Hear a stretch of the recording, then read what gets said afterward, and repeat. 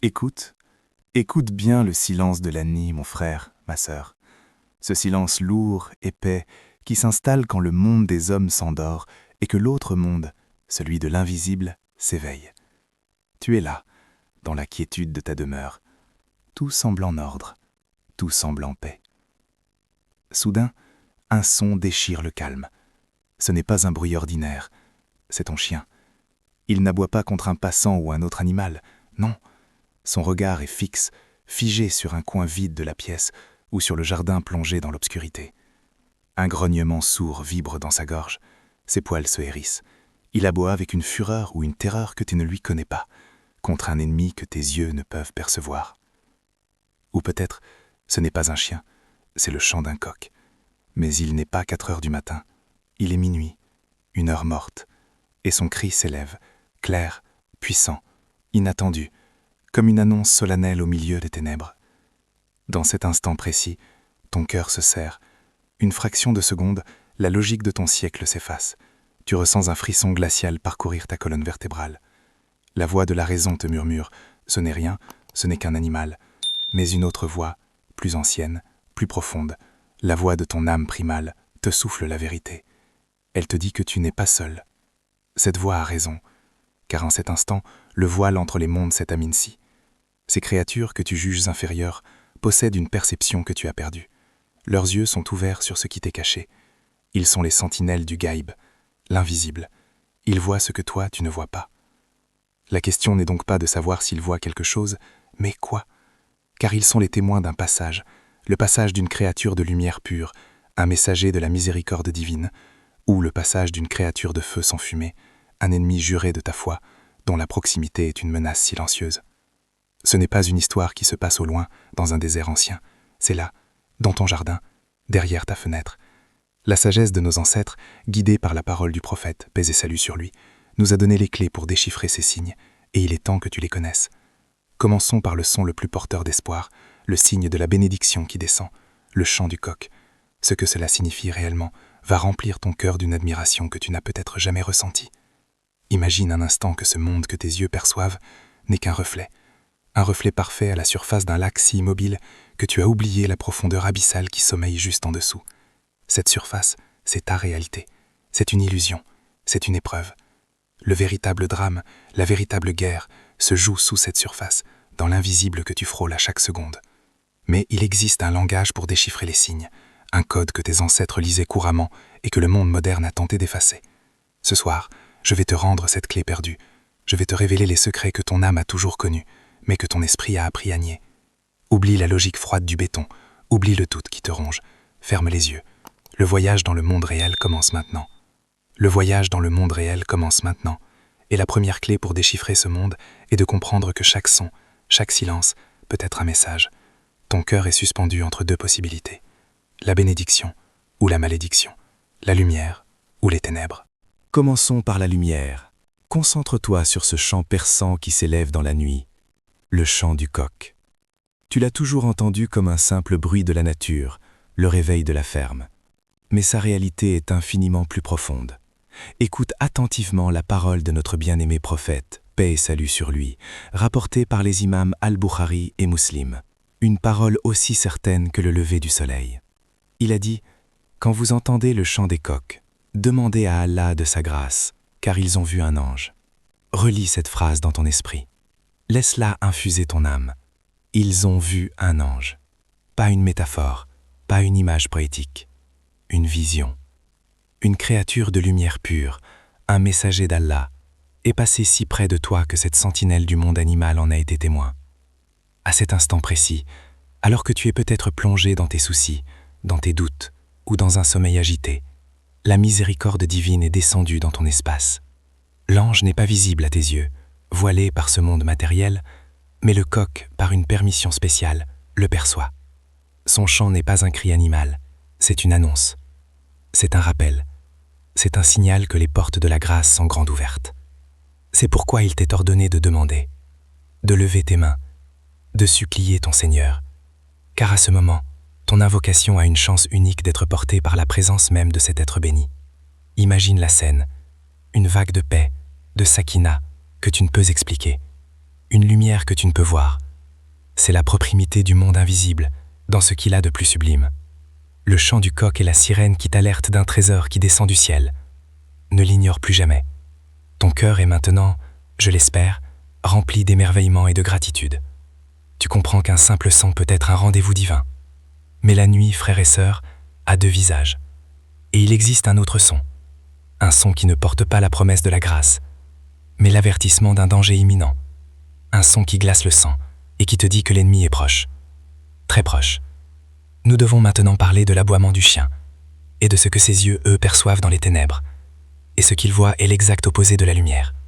Maintenant, respire profondément. Chasse de ton cœur l'émerveillement, pour faire place à la vigilance.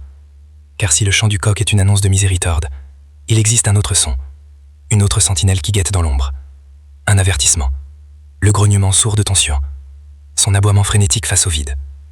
Écoute la parole du prophète, paix et salut sur lui, rapportée par l'imam Abu Daoud. Une parole qui doit graver dans ton esprit une prudence éternelle. Quand vous entendez l'aboiement des chiens et le brament des ânes la nuit, cherchez refuge auprès d'Allah, car il voit ce que vous ne voyez pas. Il voit ce que tu ne vois pas. Médite sur sa puissance de cette phrase. À cet instant, ton compagnon loyal n'est plus un simple animal. Il est un détecteur du mal invisible. Ses yeux, que tu croyais si familiers, percent le voile que tes propres péchés ont épaissi. Il ne voit pas une ombre. Il ne voit pas un intrus de chair et de sang. Il voit une créature de feu sans fumée. Il voit un shaitan, l'ennemi d'Allah, pas dans un livre ancien, pas dans une terre loyenne. Là, près de toi, sa présence est une souillure spirituelle. L'air devient lourd, une angoisse subtile. Un sentiment d'oppression peut s'emparer de ton cœur sans que tu n'en comprennes la cause. C'est l'influence de sa proximité. Sa mission est simple, de nuire, de détourner, semer le doute, la peur, la discorde. Il est le père du murmure, le maître du waswas. Et sa présence physique, même invisible à tes yeux, est le point de départ de son attaque. Comprends-tu maintenant la gravité de cet aboiement? Ce n'est pas un bruit anodin. C'est une alarme de combat spirituel. C'est le signal que le périmètre de ta paix vient d'être franchi par un ennemi juré, dont le serment devant Allah fut de nous égarer jusqu'au dernier jour. Rester passif à cet instant, c'est laisser la porte de ta forteresse ouverte à l'envahisseur. Mais Allah, dans son infinie miséricorde, ne nous a jamais laissés sans armes.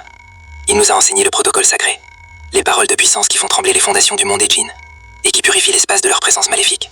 Ce que je vais te transmettre maintenant n'est pas une simple suggestion. C'est un ordre de protection. C'est ton bouclier.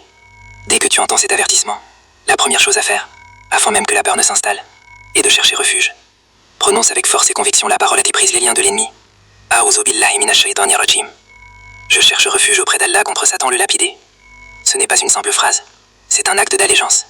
C'est déclarer que ta seule protection est ton Seigneur, et que face à sa majesté, la créature de feu n'est qu'une étincelle insignifiante. Si l'angoisse persiste, si le cœur reste lourd, alors il est temps de déployer l'arme la plus puissante, le son que les démons ne peuvent supporter. Lève-toi et fais l'appel à la prière, l'adhan, même si ce n'est pas l'heure de la prière.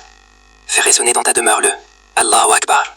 Les savants nous rapportent que lorsque le shaitan entend l'adhan, il s'enfuit si loin qu'il ne peut plus l'entendre, en lâchant des vents pour couvrir le son de la vérité.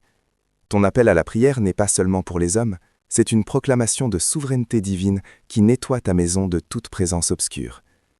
Enfin, pour sceller ta protection et ériger une forteresse de lumière autour de toi et de ta famille, récite le plus grand verset du Coran, Ayat al-Kursi, le verset du trône. Réciter ce verset, c'est inviter la protection directe d'Allah, c'est placer un gardien céleste à tes côtés jusqu'au matin. C'est une lumière si intense qu'aucune obscurité ne peut y subsister. Ce protocole, frères et sœurs, est ton droit et ton devoir de croyant. Le Ta'oud, l'Adhan, Ayat al-Kursi. Ce sont les clés qui verrouillent les portes de l'invisible à l'ennemi. Ne les sous-estime plus jamais. Tu comprends maintenant que ces moments nocturnes ne sont pas des anecdotes étranges. Ce sont des fenêtres, des aperçus fugaces sur la réalité de notre existence. Nous vivons sur un champ de bataille invisible. La lutte entre la lumière et les ténèbres n'est pas une épopée lointaine. Elle se déroule ici et maintenant, dans le silence de ta chambre, dans les couloirs de ta maison.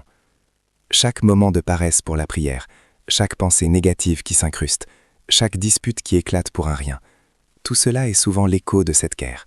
Le shaitan que ton chien a vu passer n'était peut-être pas là pour te faire du mal physiquement. Son but est plus insidieux. Il était là pour planter une graine de doute, de peur, de tristesse, de colère. Une graine qui, si tu l'ignores, grandira dans ton cœur pendant la journée. Désormais, tu es armé. Tu n'es plus un spectateur ignorant. Tu es une sentinelle consciente. Chaque son de la nuit est un message. Chaque réaction de la création est un signe. Apprends à lire ces signes. Apprends à répondre non pas avec la peur de l'ignorant, mais avec la confiance et la puissance du croyant, qui connaît ses armes et qui sait que son protecteur ne dort jamais. Le voile a été levé pour toi ce soir. Ta perception du monde ne sera plus jamais la même. Et c'est une bonne chose, car voir le monde tel qu'il est, avec ses anges et ses démons, est la première étape pour marcher sur le chemin de la vérité, avec les yeux de la foi grands ouverts.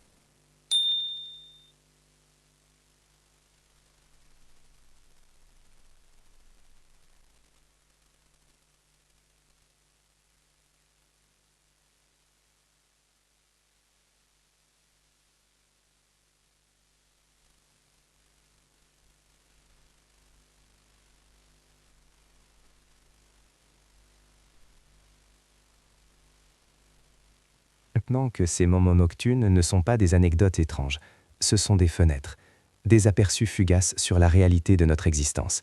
Nous vivons sur un champ de bataille invisible. La lutte entre la lumière et les ténèbres n'est pas une épopée lointaine. Elle se déroule ici et maintenant, dans le silence de ta chambre, dans les couloirs de ta maison. Chaque moment de paresse pour la prière, chaque pensée négative qui s'incruste, chaque dispute qui éclate pour un rien, tout cela est souvent l'écho de cette guerre. Le shaitan que ton chien a vu passer n'était peut-être pas là pour te faire du mal physiquement. Son but est plus insidieux. Il était là pour planter une graine de doute, de peur, de tristesse, de colère. Une graine qui, si tu l'ignores, grandira dans ton cœur pendant la journée. Désormais, tu es armé. Tu n'es plus un spectateur ignorant. Tu es une sentinelle consciente. Chaque son de la nuit est un message. Chaque réaction de la création est un signe. Apprends à lire ces signes. Apprends à répondre non pas avec la peur de l'ignorant, mais avec la confiance et la puissance du croyant, qui connaît ses âmes et qui sait que son protecteur ne dort jamais. Le voile a été levé pour toi ce soir.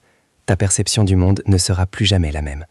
Et c'est une bonne chose, car voir le monde tel qu'il est, avec ses anges et ses démons, est la première étape pour marcher sur le chemin de la vérité, avec les yeux de la foi grands ouverts.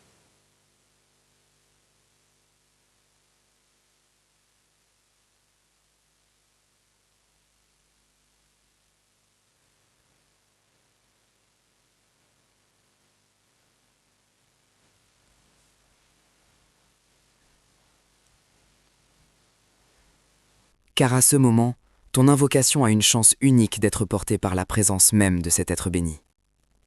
Le chant du coq est la sirène qui t'alerte d'un trésor qui descend du ciel. Tu connais maintenant le signe de la bénédiction qui approche. Mais la nuit, je te l'ai dit, a deux visages. Il existe un autre son, un son qui ne porte pas la promesse de la grâce, mais l'avertissement d'un danger imminent. Si cette première révélation a éclairé une part de ton ignorance, montre-le par un geste, et abonne-toi pour ne pas manquer la suite. Car ce que nous allons explorer est bien plus sombre. La prochaine fois, nous parlerons de l'aboiement du chien, et de la créature de feu qu'il perçoit dans les ténèbres. Et tu apprendras comment ériger ton bouclier. Maintenant, respire profondément. Chasse de ton cœur l'émerveillement pour faire place à la vigilance. Car si le chant du coq est une annonce de miséricorde, il existe un autre son, une autre sentinelle qui guette dans l'ombre, un avertissement. Le grognement sourd de ton chien, son aboiement frénétique face au vide. Écoute la parole du prophète, paix et salut sur lui, rapportée par l'imam Abu Daoud. Une parole qui doit graver dans ton esprit une prudence éternelle. Quand vous entendez l'aboiement des chiens et le braiement des ânes la nuit, cherchez refuge auprès d'Allah, car il voit ce que vous ne voyez pas. Il voit ce que tu ne vois pas. Médite sur la puissance de cette phrase. À cet instant, ton compagnon loyal n'est plus un simple animal. Il est un détecteur du mal invisible. Ses yeux, que tu croyais si familiers, percent le voile que tes propres péchés ont épaissi. Il ne voit pas une ombre. Il ne voit pas un intrus de chair et de sang. Il voit une créature de feu sans fumée. Il voit un shaitan. L'ennemi est là. Pas dans un livre ancien, pas dans une terre lointaine. Là, près de toi. Sa présence est une souillure spirituelle. L'air devient lourd.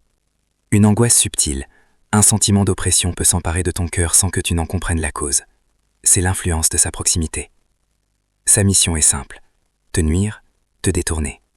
Semer le doute, la peur, la discorde.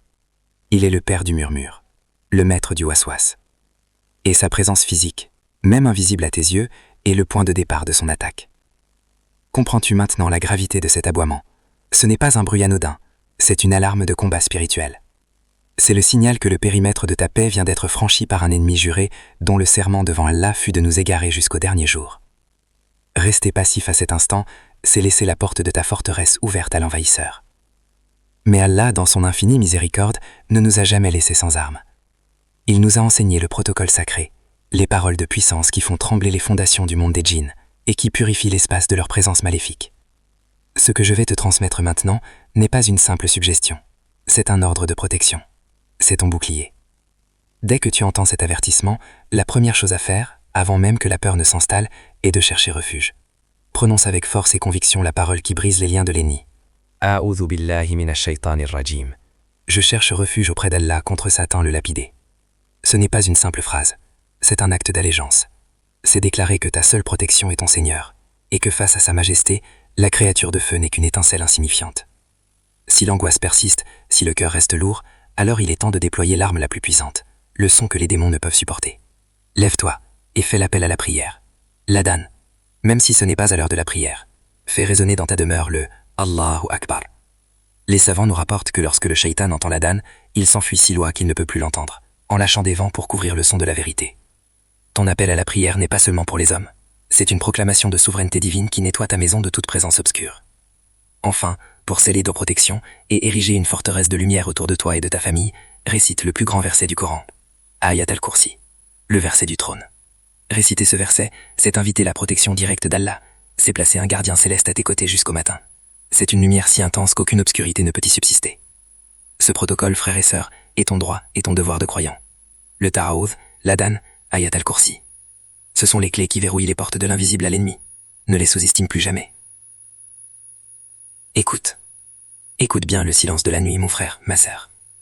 Ce silence lourd, épais, qui s'installe quand le monde des hommes s'endort et que l'autre monde, celui de l'invisible, s'éveille. Tu es là, dans la quiétude de ta demeure. Tout semble en ordre, tout semble en paix. Soudain, un son déchire le calme. Ce n'est pas un bruit ordinaire. C'est ton chien. Il n'aboie pas contre un passant ou un autre animal. Non. Son regard est fixe, figé sur un coin vide de la pièce, ou sur le jardin plongé dans l'obscurité. Un grognement sourd vibre dans sa gorge. Ses poils se hérissent. Il aboie avec une fureur ou une terreur que tu ne lui connais pas, contre un ennemi que tes yeux ne peuvent pas percevoir. Ou peut-être, ce n'est pas un chien, c'est le chant d'un coq. Mais il n'est pas 4 heures du matin, il est minuit, une heure morte. Et son cri s'élève, clair, puissant, inattendu, comme une annonce solennelle au milieu des ténèbres. Dans cet instant précis, ton cœur se serre. Une fraction de seconde, la logique de ton siècle s'efface. Tu ressens un frisson glacial parcourir ta colonne vertébrale. La voix de la raison te murmure. Ce n'est rien, ce n'est qu'un animal. Mais une autre voix, plus ancienne, plus profonde, la voix de ton âme primale, te souffle la vérité. Elle te dit que tu n'es pas seul. Cette voix a raison. Car en cet instant, le voile entre les mondes s'est aminci. Ces créatures, que tu juges inférieures, possèdent une perception que tu as perdue. Leurs yeux sont ouverts sur ce qui t'est caché. Ils sont les sentinelles du gaïb, l'invisible. La question n'est donc pas de savoir s'ils voient quelque chose, mais quoi? Commençons par la lumière. Concentre-toi sur ce chant perçant qui s'élève dans la nuit, le chant du coq. Tu l'as toujours entendu comme un simple bruit de la nature, le réveil de la ferme. Mais sa réalité est infiniment plus profonde. Écoute attentivement la parole de notre bien-aimé prophète, paix et salut sur lui, rapportée par les imams Al-Bukhari et Muslim. Une parole aussi certaine que le lever du soleil. Il a dit, « Quand vous entendez le chant des coqs, demandez à Allah de sa grâce, car ils ont vu un ange. » Relis cette phrase dans ton esprit, laisse-la infuser ton âme. Ils ont vu un ange. Pas une métaphore, pas une image poétique, une vision, une créature de lumière pure, un messager d'Allah, est passé si près de toi que cette sentinelle du monde animal en a été témoin. À cet instant précis, alors que tu es peut-être plongé dans tes soucis ou dans un sommeil agité, la miséricorde divine est descendue dans ton espace. L'ange n'est pas visible à tes yeux, voilé par ce monde matériel, mais le coq, par une permission spéciale, le perçoit. Son chant n'est pas un cri animal, c'est une annonce, C'est un rappel, c'est un signal que les portes de la grâce sont grandes ouvertes. C'est pourquoi il t'est ordonné de demander, de lever tes mains, de supplier ton Seigneur, car à ce moment, ton invocation a une chance unique d'être portée par la présence même de cet être béni. Imagine la scène, une vague de paix, de sakina que tu ne peux expliquer, une lumière que tu ne peux voir. C'est la proximité du monde invisible dans ce qu'il a de plus sublime. Le chant du coq et la sirène qui t'alertent d'un trésor qui descend du ciel. Ne l'ignore plus jamais. Ton cœur est maintenant, je l'espère, rempli d'émerveillement et de gratitude. Tu comprends qu'un simple son peut être un rendez-vous divin. Mais la nuit, frères et sœurs, a deux visages, et il existe un autre son. Un son qui ne porte pas la promesse de la grâce, mais l'avertissement d'un danger imminent. Nous devons maintenant parler de l'aboiement du chien, et de ce que ses yeux, eux, perçoivent dans les ténèbres, et ce qu'ils voient est l'exact opposé de la lumière. Maintenant, respire profondément. Chasse de ton cœur l'émerveillement pour faire place à la vigilance. Car si le chant du coq est une annonce de miséricorde, il existe un autre son, une autre sentinelle qui guette dans l'ombre. Un avertissement. Le grognement sourd de ton chien, son aboiement frénétique face au vide. Écoute la parole du prophète, paix et salut sur lui, rapportée par l'imam Abu Daoud. Une parole qui doit graver dans ton esprit une prudence éternelle. Quand vous entendez l'aboiement des chiens et le bramement des ânes la nuit, cherchez refuge auprès d'Allah, car il voit ce que vous ne voyez pas. Il voit ce que tu ne vois pas. Médite sur la puissance de cette phrase. À cet instant, ton compagnon loyal n'est plus un simple animal. Il est un détecteur du mal invisible. Ses yeux, que tu croyais si familiers, percent le voile que tes propres péchés ont épaissi. Il ne voit pas une ombre, il ne voit pas un intrus de chair et de sang. Il voit une créature de feu sans fumée. Il voit un shaitan. L'ennemi est là, pas dans un livre ancien, pas dans une terre lointaine. Là, près de toi.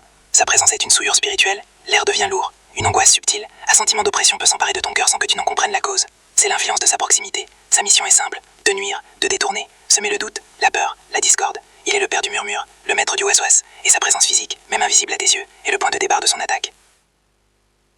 Comprends-tu maintenant la gravité de cet aboiement? Ce n'est pas un bol anodin, c'est une alarme de combat spirituel. C'est le signal que le périmètre de ta paix vient d'être franchi par un ennemi juré, dont le serment devant Allah fut de nous égarer jusqu'au dernier jour. Rester passif à cet instant, c'est laisser la porte de ta forteresse ouverte à l'envahisseur. Mais Allah, dans son infinie miséricorde, ne nous a jamais laissés sans armes. Il nous a enseigné le protocole sacré, les paroles de puissance qui font trembler les fondations du monde des djinns, et qui purifient l'espace de leur présence maléfique.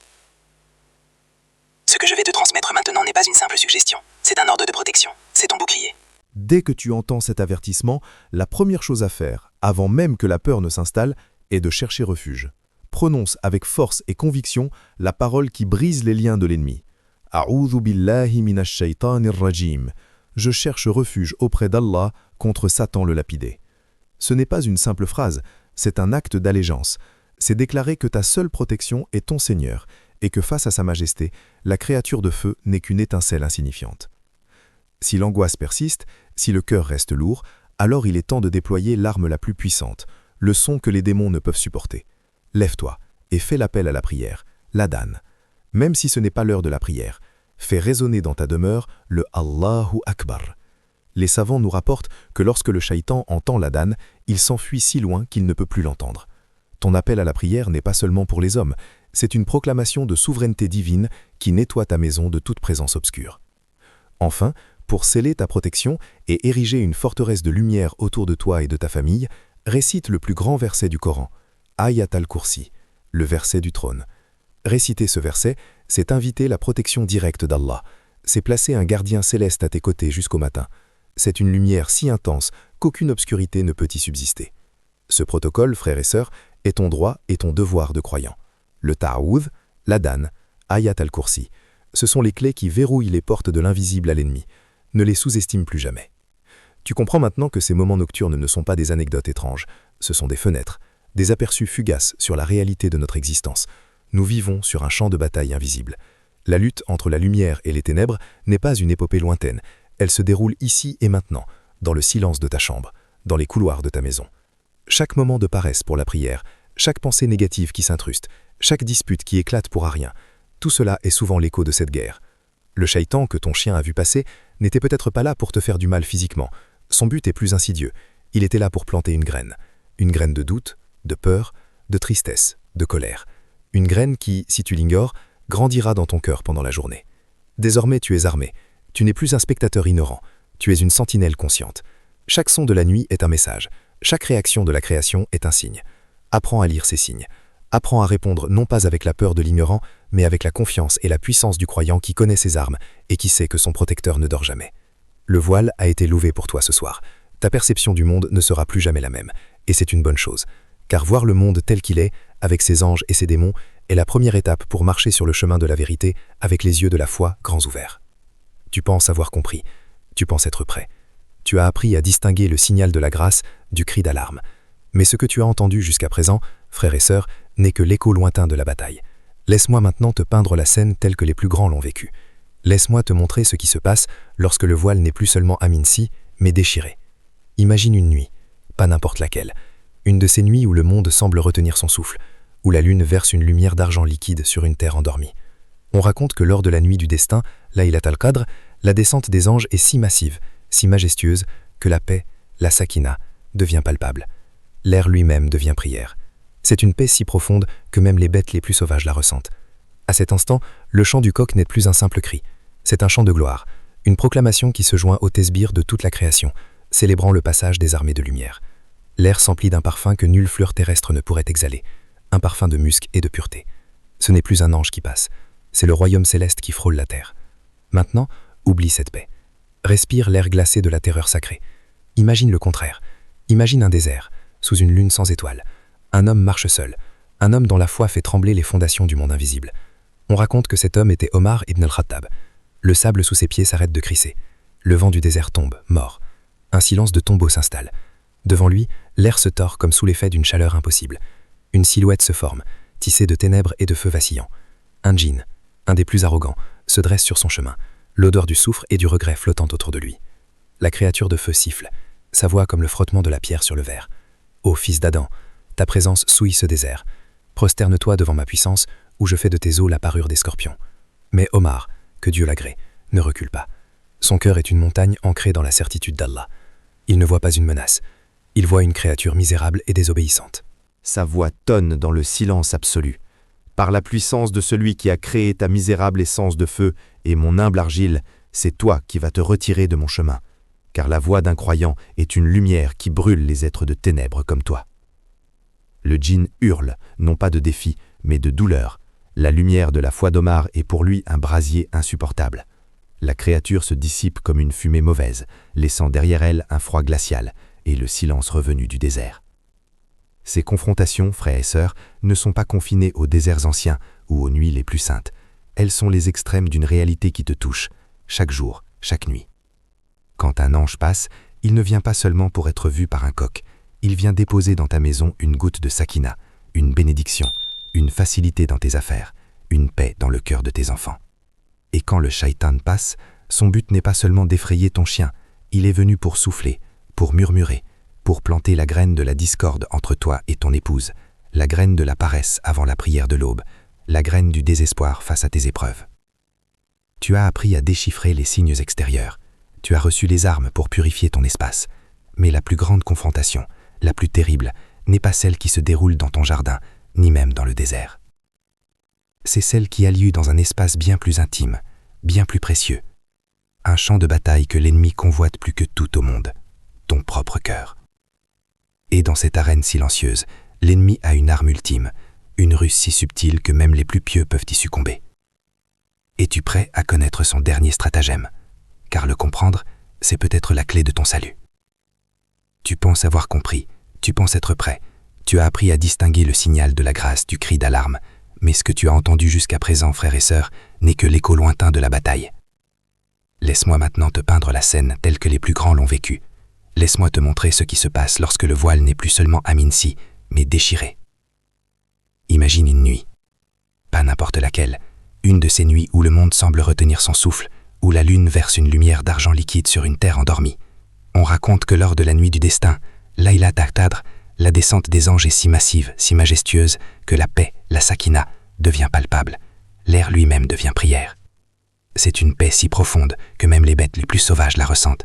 À cet instant, le chant du coq n'est plus un simple cri, c'est un chant de gloire, une proclamation qui se joint au tasbir de toute la création, célébrant le passage des armées de lumière. L'air s'emplit d'un parfum que nulle fleur terrestre ne pourrait exhaler, un parfum de musc et de pureté.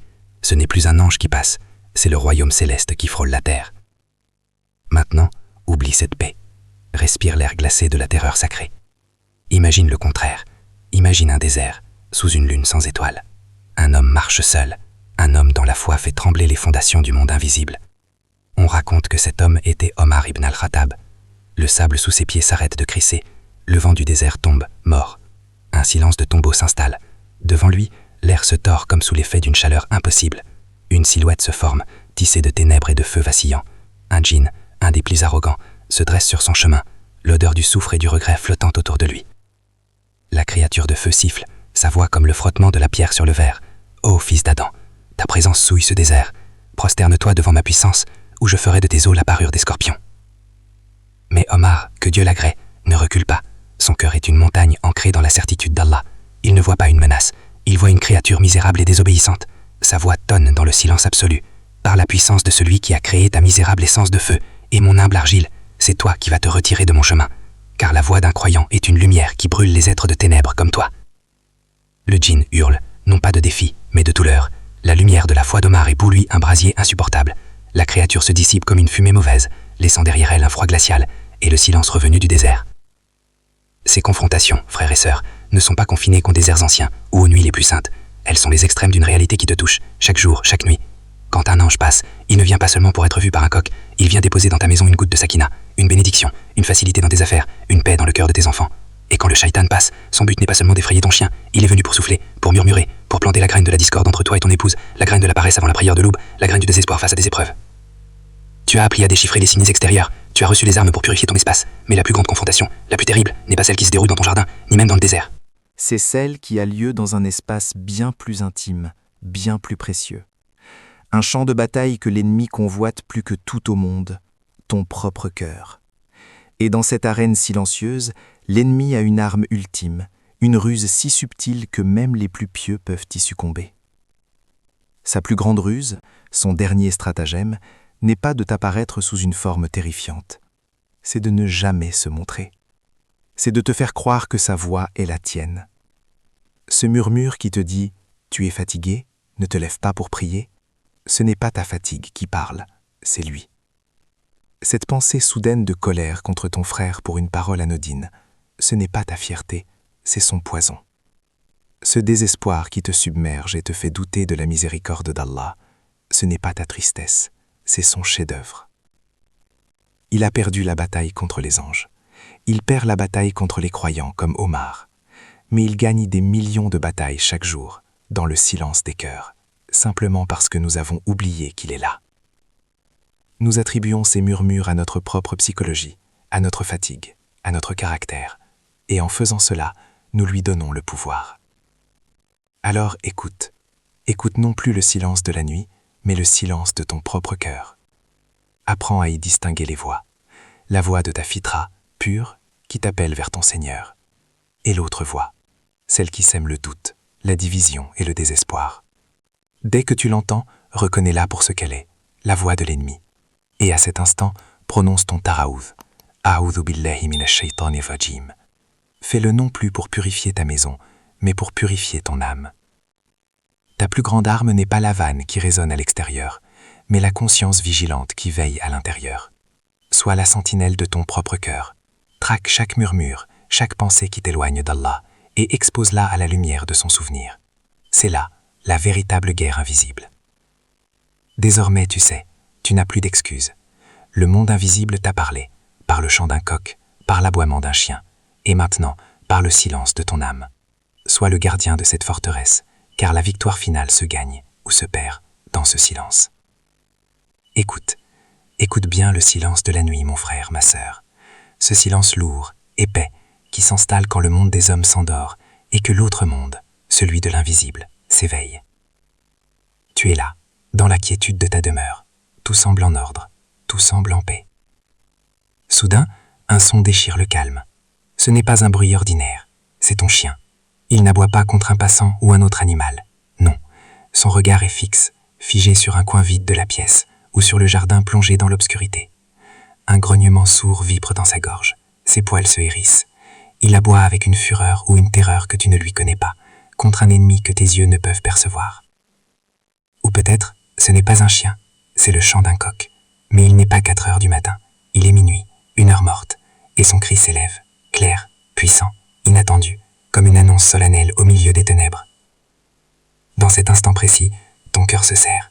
Une fraction de seconde, la logique de ton siècle s'efface. Tu ressens un frisson glacial parcourir ta colonne vertébrale. La voix de la raison te murmure, ce n'est rien, ce n'est qu'un animal. Mais une autre voix, plus ancienne, plus profonde, la voix de ton âme primale, te souffle la vérité. Elle te dit que tu n'es pas seul. Cette voix a raison, car en cet instant, le voile entre les mondes s'est aminci.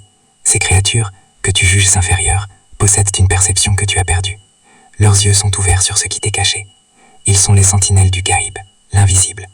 La question n'est donc pas de savoir s'ils voient quelque chose, mais quoi? Commençons par la lumière. Concentre-toi sur ce chant perçant qui s'élève dans la nuit, le chant du coq. Tu l'as toujours entendu comme un simple bruit de la nature, le réveil de la ferme, mais sa réalité est infiniment plus profonde. Écoute attentivement la parole de notre bien-aimé prophète, paix et salut sur lui, rapportée par les imams Al-Bukhari et Muslim. Une parole aussi certaine que le lever du soleil. Il a dit « Quand vous entendez le chant des coqs, demandez à Allah de sa grâce, car ils ont vu un ange. » Relis cette phrase dans ton esprit, laisse-la infuser ton âme. Ils ont vu un ange, pas une métaphore, pas une image poétique, une vision. Une créature de lumière pure, un messager d'Allah, est passé si près de toi que cette sentinelle du monde animal en a été témoin. À cet instant précis, alors que tu es peut-être plongé dans tes soucis, ou dans un sommeil agité, la miséricorde divine est descendue dans ton espace. L'ange n'est pas visible à tes yeux, voilé par ce monde matériel, mais le coq, par une permission spéciale, le perçoit. Son chant n'est pas un cri animal, c'est une annonce, c'est un rappel, c'est un signal que les portes de la grâce sont grandes ouvertes. C'est pourquoi il t'est ordonné de demander, de lever des mains, de supplier ton Seigneur. Car à ce moment, ton invocation a une chance unique d'être portée par la présence même de cet être béni. Ne l'ignore plus jamais. Ton cœur est maintenant, je l'espère, rempli d'émerveillement. Mais la nuit, frères et sœurs, a deux visages. Il existe un autre son. Un son qui ne porte pas la promesse de la grâce, mais l'avertissement d'un danger imminent. Maintenant, respire profondément. Fais place à la vigilance. Écoute la parole du prophète, paix et salut sur lui, rapportée par l'imam Abu Daoud. Une parole qui doit graver dans ton esprit une prudence éternelle. Quand vous entendez l'aboiement des chiens et le braiement des ânes la nuit, cherchez refuge auprès d'Allah, car il voit ce que vous ne voyez pas. Il voit ce que tu ne vois pas. Médite sur la puissance de cette phrase. À cet instant, ton compagnon loyal n'est plus un simple animal, il est un détecteur du mal invisible. Ses yeux percent le voile que tes propres péchés ont épaissi. Il ne voit pas une ombre, il voit une créature de feu sans fumée. Il voit un shaitan. L'ennemi est là, près de toi. Sa présence est une souillure spirituelle. L'air devient lourd. Une angoisse subtile s'empare de ton cœur. Comprends-tu maintenant la gravité de cet aboiement? C'est une alarme de combat spirituel. C'est le signal que le périmètre de ta paix vient d'être franchi par un ennemi juré. Mais Allah, dans son infinie miséricorde, ne nous a jamais laissés sans armes. Il nous a enseigné le protocole sacré. Dès que tu entends cet avertissement, la première chose à faire est de chercher refuge. Prononce avec force et conviction. A'udhu billahi minash shaitanir rajim. Je cherche refuge auprès d'Allah contre Satan le lapidé. Ce n'est pas une simple phrase, c'est un acte d'allégeance. Si l'angoisse persiste, déploie l'arme la plus puissante, l'appel à la prière, l'adhan. Fais résonner dans ta demeure le Allahu Akbar. Les savants nous rapportent que lorsque le shaitan entend l'adhan, il s'enfuit si loin qu'il ne peut plus l'entendre. Enfin, pour sceller ta protection, récite le plus grand verset du Coran, Ayat al-Kursi, le verset du trône. C'est une lumière si intense qu'aucune obscurité ne peut y subsister. Ce protocole, frères et sœurs, est ton bouclier. Le ta'aouz, l'adhan, Ayat al-Kursi. Ce sont les clés qui verrouillent les portes de l'invisible à l'ennemi. Tu comprends maintenant que ces moments nocturnes sont des fenêtres sur la réalité de notre existence. Nous vivons sur un champ de bataille invisible. Chaque moment de paresse pour la prière, chaque pensée négative, chaque dispute qui éclate pour un rien, tout cela est souvent l'écho de cette guerre. Le shaitan que ton chien a vu passer n'était pas là pour te faire du mal physiquement. Il était là pour planter une graine de doute, de peur, de colère. Désormais, tu es armé. Tu n'es plus un spectateur ignorant. Tu es une sentinelle consciente. Chaque son de la nuit est un message.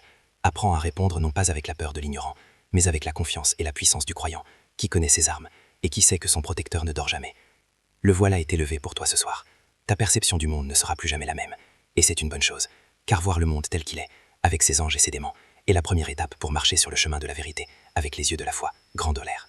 Tu penses avoir compris, tu penses être prêt, tu as appris à distinguer le signal de la grâce, du cri d'alarme. Mais ce que tu as entendu jusqu'à présent, frères et sœurs, n'est que l'écho lointain de la bataille. Laisse-moi maintenant te peindre la scène, telle que les plus grands l'ont vécue. Laisse-moi te montrer ce qui se passe lorsque le voile n'est plus seulement amici, mais déchiré. Imagine une nuit, pas n'importe laquelle. Une de ces nuits où le monde semble retenir son souffle, où la lune verse une lumière d'argent liquide sur une terre endormie.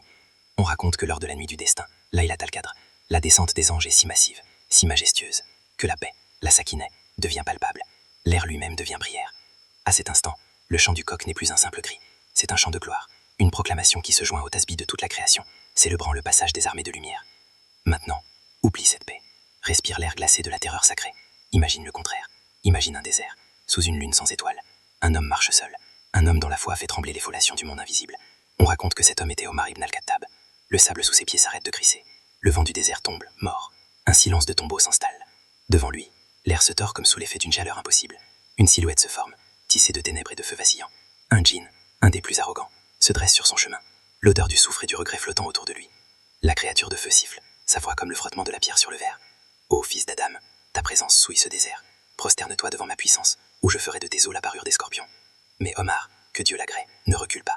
Son cœur est une montagne ancrée dans la certitude d'Allah. Sa voix tonne dans le silence absolu.